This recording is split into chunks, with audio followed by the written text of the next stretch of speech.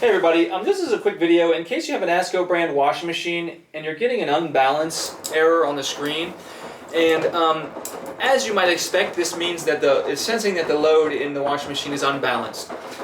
So the first thing that is, when you get this, the washing machine will actually continue to operate, and it will try to rebalance the load itself by slowing down the spin speed and trying to get the clothes to move around in there. And then if it doesn't do that after enough times, it'll skip to the next thing, and it might end up actually finishing its cycle, but it hasn't finished cleaning.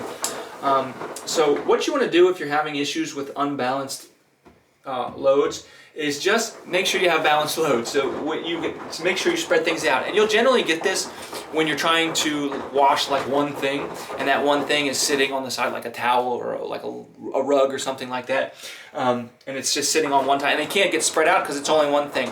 So if you're going to wash one thing and you're getting this unbalanced issue, just try to find some other stuff that you can throw in there with it that you can balance around and to make it balanced, and that should help you deal with this unbalanced issue.